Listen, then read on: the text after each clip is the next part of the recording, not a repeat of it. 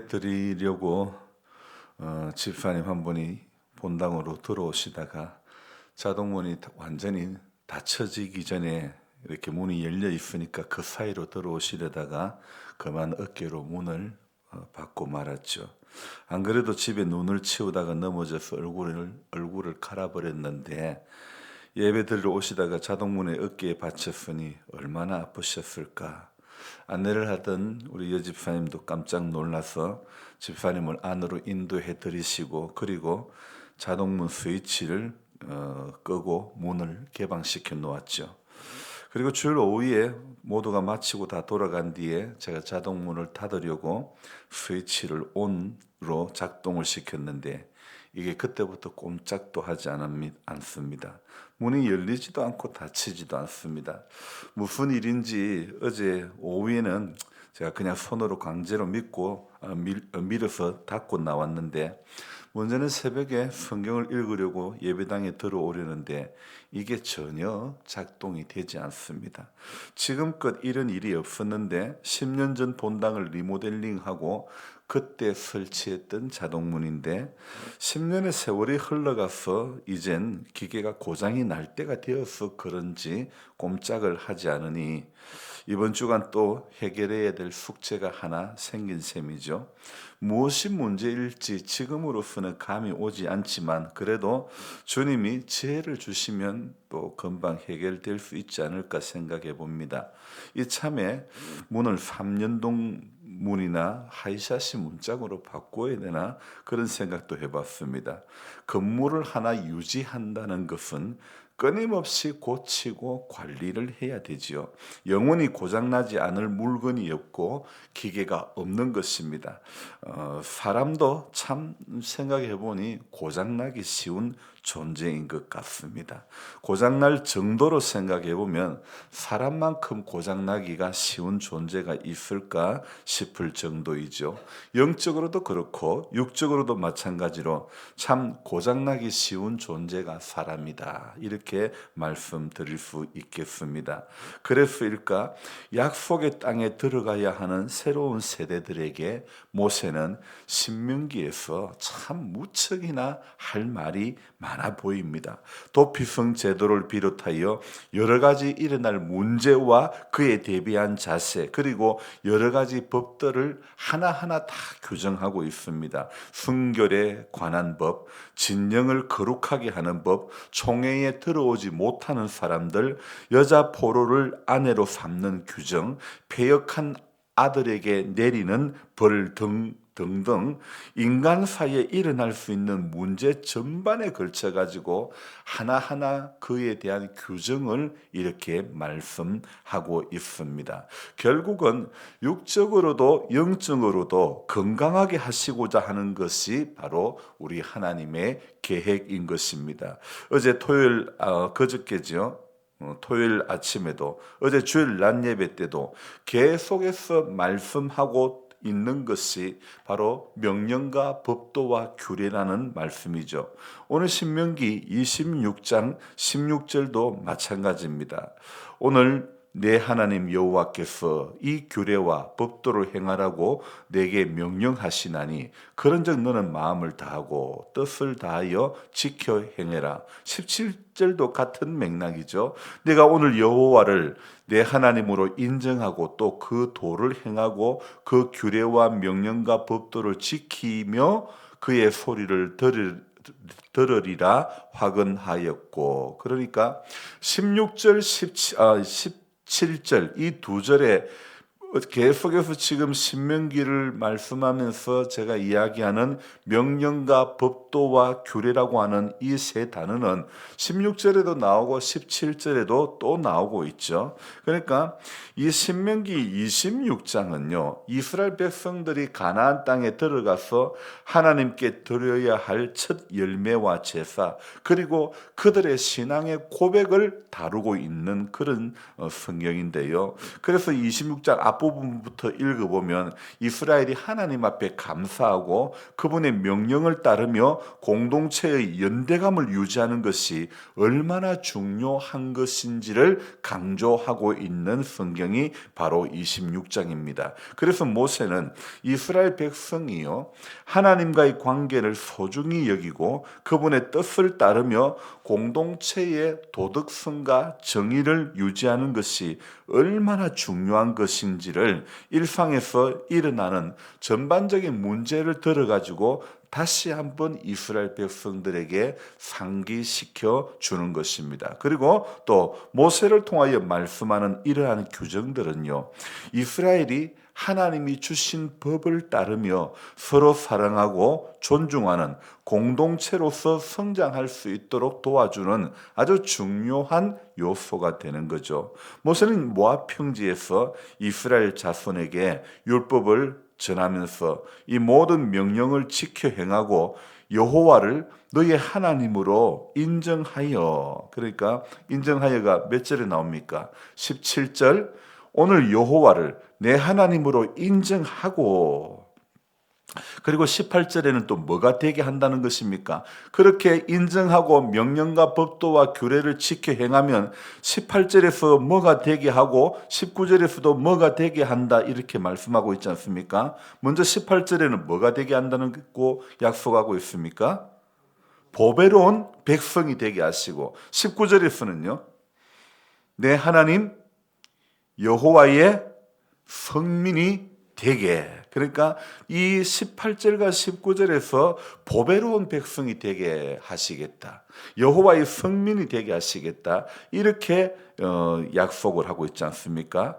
오늘 이 신명기는요 모세의 두 번째 설교의 마지막 부분에 해당되는 이 26장이 모세의 두 번째 설교의 마지막 부분에 결론격으로 말씀하시는 것이 바로 보배로운 백성이 되고 여호와의 성민이 되게 하시려는 것이 바로 하나님의 뜻이라는 겁니다. 그러니까 구원받은 성도는요, 우리는 영적인 정체성을 가져야 하고, 그렇게 영적인 정체성이 있을 때 하나님께 기쁨과 영광이 되는 그런 삶을 살 수 있는 것입니다. 그래서 우리는요 오늘 하나님의 보배로운 백성, 그의 성민이 되려고 하면 무엇보다도 하나님의 말씀을 듣고 지켜 행해야 하는 것이 가장 먼저 필요하다는 것입니다. 존귀하고 보배로운 백성, 여호와의 성민이 되려면 16절에 뭐라고요? 마음과 뜻을 다하여,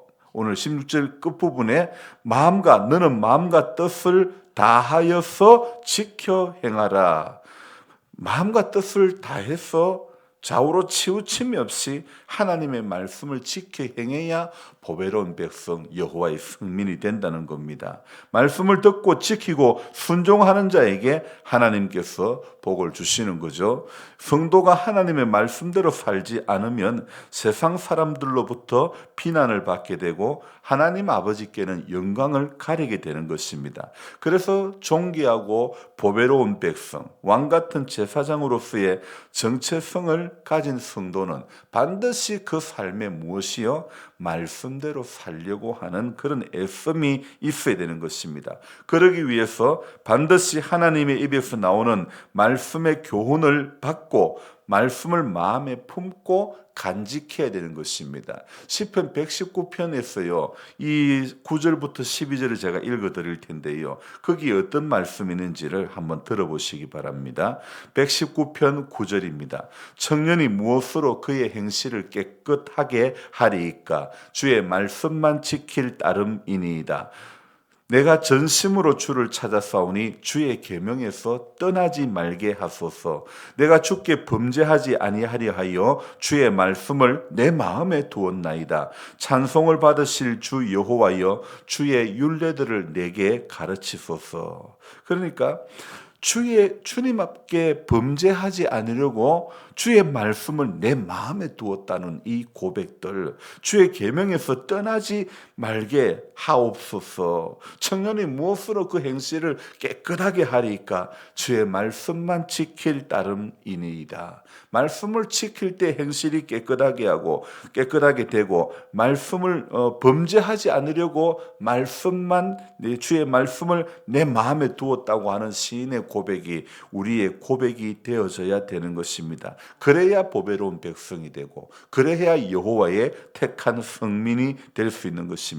두 번째는요, 여호와의 성민, 보배로운 백성이 되려면 두 번째 우리가 건져야 할, 우리가 눈여겨보아야 될 단어가 17절에 나옵니다. 무엇이냐면, 네가 오늘 여호와를 네 하나님으로 인정하고 하나님을 나의 하나님으로 인정하는 것, 그것이 아름답고 존귀하고 보배로운 백성이 되는, 그래서 전능하신 하나님 아버지를 오늘 나의 하나님, 나의 아버지로 인정하고 고백할 때 그 관계 속에서 우리는 그의 보배로운 백성이 되고 여호와의 성민이 되어지는 줄로 믿습니다. 그래서 저와 여러분들이, 다윗도 그러지 않았습니까?